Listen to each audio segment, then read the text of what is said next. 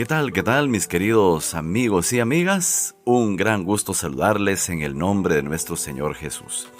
Les saluda una vez más Pastor David Macario Flores, director de este programa Una Luz Menor y del Centro de Investigación White de la UNADECA.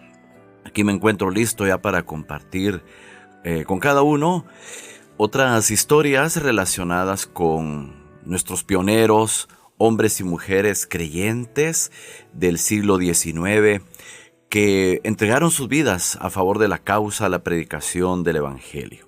Así que una vez más, el historiador John Lockborough en primera persona nos va a contar algunas historias. En este caso he titulado esta primera historia, Historias de Campestres. En California, en el año 1873, se decidió realizar reuniones de carpa en el Valle de Napa durante el verano. La primera de ellas en la ciudad de Napa y la segunda en Santa Elena. Estas reuniones habrían de ser seguidas por un congreso campestre otoñal en Yountville, a mitad de camino entre Napa y Santa Elena. Dotados con una nueva carpa circular de 60 pies de diámetro, comenzamos nuestro esfuerzo en Napa el 24 de mayo y lo continuamos hasta el 17 de julio. Como resultado del mismo, 40 personas decidieron obedecer la verdad y conseguimos la vieja escuela para nuestros servicios sabáticos. El 30 de julio comenzaron las reuniones en Santa Elena y las continuamos hasta el 14 de septiembre. Durante los 2 últimos días, hubo un debate sobre la cuestión del sábado entre el pastor Cornell y el profesor Martin de Woodland.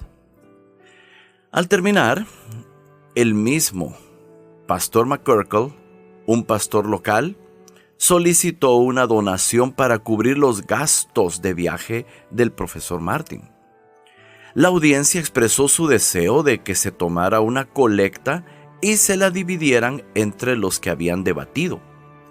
Pero el pastor McCorkle no quiso aceptar la sugerencia. Él dijo: como no se ha llegado a ninguna decisión en este debate, yo sugiero que pongamos un sombrero en cada punta de la mesa y que los presentes al salir coloquen su contribución en el sombrero de uno o del otro, de acuerdo a cómo haya sido visto cada caso. Nuestro cuidador de la carpa nos informó después que el sombrero del profesor Martin había recibido $2.50 de donación, mientras que en el sombrero de nuestro querido pastor Cornell había casi $30. Bueno, podemos hacer aquí un breve paréntesis, ¿no? Como para decir que evidentemente las personas habían visto mucho mejor la exposición, los argumentos del pastor Cornell a favor del sábado, y el profesor Martin no había convencido realmente a la hermandad. La donación, la cantidad que recibió cada uno, fue evidente muestra de ello. Pero vamos a ver qué más nos cuenta el pastor Lockborough. Nuestro congreso campestre en Yountville se inició el 17 de septiembre. Junto a nuestra carpa de 60 pies de diámetro, había otras 53 carpas. Las mismas fueron levantadas siguiendo el estilo de una ciudad y las calles entre las carpas tenían nombres tales como La Verdad Presente, La Ley y el Orden, Santa Rosa, Hillsburg, Avenida Petaluma, etc. El periódico The Yolo Democrat del 26 de septiembre de 1873 informó al respecto a sus lectores. Decía: en todas las reuniones se podía observar la prevalencia de un orden y armonía perfectos. Nunca hemos visto tanta gente feliz y piadosa. No había una emoción descontrolada, pero sí un celo fervoroso, el cual se manifestó en sumo grado durante las reuniones.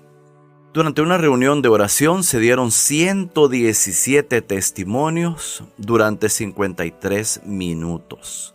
Todo se hizo correcta y ordenadamente. Valga la aclaración, mi querido amigo y amiga, que en aquella época, estamos hablando de la década de 1870, y desde antes, por supuesto, existía la costumbre de hacer campestres.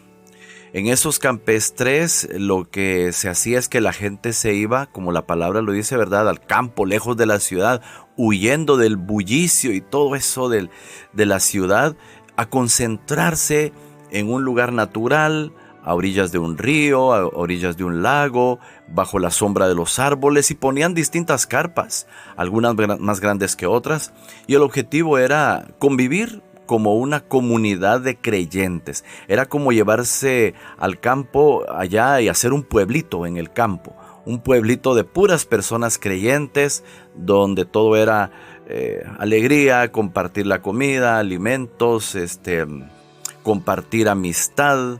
Todo era, bueno, estamos hablando de toda una comunión de personas que oraban, leían la Biblia, asistían a reuniones constantemente.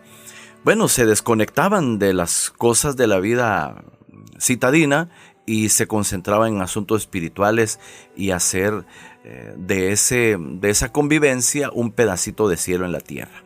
Y de esa manera es que se llevan a cabo estos campestres, y claro, hay muchos testimonios y hay personas que terminan bautizándose entre algunos asistentes. En fin, todo esto se hizo y se hacía de una manera muy, pero muy ordenada, tal como el pastor Loborov lo cuenta. A continuación quiero compartir contigo una historia que he llamado El origen de un periódico. Nuevamente el pastor Loborov nos lo cuenta. En la review del 21 de abril de 1874, el pastor White propuso que se publicara un periódico en la costa pacífica, el cual se llamaría Signs of the Times, señales de los tiempos. Por esa época habíamos planeado realizar reuniones en Cloverdale y ya habíamos enviado hacia allá la carpa de 60 pies por barco. Cuando el pastor White y su esposa vinieron a visitar las familias de la hermana Willis y del hermano Tay, la hermana White le dijo a su esposo: «Este es exactamente el lugar que se me mostró donde debería establecerse la imprenta». Siendo ese el caso, pareció muy importante presentar la verdad en Oakland. El pastor White inmediatamente decidió hacer la mudanza de su casa desde Santa Rosa a Oakland. Al orar sobre este asunto, quedaron tan impresionados de que las reuniones en carpa debían hacerse aquí que no pudieron dormir. El pastor White se dirigió por el Valle Alexander a fin de alcanzar el carro que llevaría la carpa a Cloverdale. Lo alcanzó a tiempo, como para poner la carpa en el tren que se dirigía a Portland. La carpa fue levantada en abril en un hermoso lote, y las reuniones estuvieron a cargo de los pastores Cartwright y Cornell. El establecimiento de la carpa en Oakland demostró estar de acuerdo con la voluntad del Señor, porque muy poco tiempo después de la iniciación de las reuniones, el gran movimiento de temperancia, conocido como Opción Local, llegó al pueblo. Durante 10 días usaron nuestra carpa y por ello nos dieron $100 en oro. El 29 de mayo levantamos una nueva carpa de 60 pies en East Oakland, donde también se realizó una semana de temperancia, por la que la sociedad nos pagó $50 por el uso de la carpa. Por haber respaldado con nuestra influencia y votos el movimiento de la Opción Local, se creó un fuerte vínculo de amistad y simpatía hacia nosotros por parte de aquellos que se oponían fuertemente a la venta de licores. Durante la campaña de temperancia en Oakland, el pueblo se había familiarizado muy bien con el camino a nuestras carpas, y nuestros esfuerzos en las reuniones que continuaron fueron un éxito en ambas carpas, situadas a 2 millas la una de la otra. El domingo 14 de junio fue un día delicioso, para realizar un bautismo en la orilla del hermoso lago Merritt. Sobre un escarpado que se elevaba unos 30 pies por encima de la orilla, se reunieron entre 1,500 y 2,000 personas, al mismo tiempo que muchos botecitos se movían sobre las aguas. Antes del bautismo, el pastor White pronunció un sermón corto, fervoroso y convincente acerca de la ley y el bautismo. Todos escucharon con el mayor respeto, después de lo cual se bautizaron 23 personas. Recuerdo muy bien el día cuando en Oakland nos reunimos en el cuarto del pastor Carnwright y el primer número de la nueva revista se trajo de la imprenta y se lo colocó sobre el piso.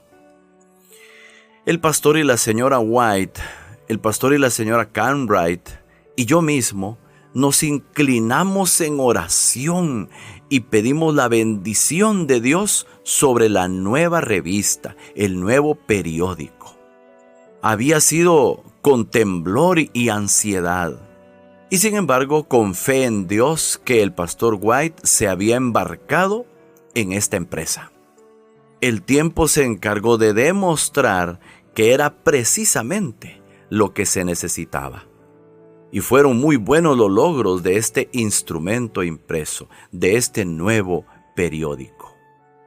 Aunque queríamos presentar el mensaje en San José, no habíamos visto el camino totalmente despejado.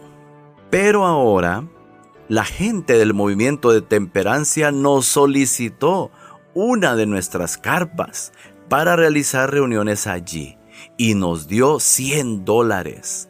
Y se encargó de pagar todos los gastos del transporte y el levantamiento de la carpa. Cuando sus reuniones terminaron el 27 de junio, pudimos asegurarnos el uso del mismo terreno. Y el 2 de julio iniciamos nuestras reuniones con un mensaje del pastor Carnwright. Él y el pastor Cornell continuaron con el trabajo en ese lugar y más de 30 personas fueron bautizadas. Así es, mi amigo y amiga, como comenzó el movimiento adventista con carpas, predicadores que no cobraban nada, personas que se entregaban en cuerpo, mente y corazón a la predicación del evangelio. Y aquí tenemos unas cuantas anécdotas e historias que nos remontan a esos inicios, a esos humildes orígenes, cuando estos grandes pioneros entregaban todo, su dinero, su tiempo, su existir por completo a esta causa. Y aquí encontramos predicadores deseosos de lanzar estas novedades del movimiento adventista, las novedades por ejemplo, de la ley de Dios, del sábado, del santuario, del espíritu de profecía, del mensaje pro salud. En fin, tantos asuntos que no se predicaban en muchas iglesias. Mira cómo se conectaron aquí con las personas del este comité de temperancia. ¿Sí? O sea, la temperancia, por si tú no sabes, significa el buen uso de lo que es beneficioso y la abstención total de aquello que es claramente perjudicial para el organismo. Entonces, en aquella época la temperancia era abstención de licores, pero el movimiento adventista llevó la temperancia a un terreno más amplio que solamente la abstención de bebidas embriagantes. Así es que, mi querido hermano y hermana, espero que esta historia o estas historias hayan sido de tu agrado. Te espero en la siguiente ocasión, si el Señor nos lo permite.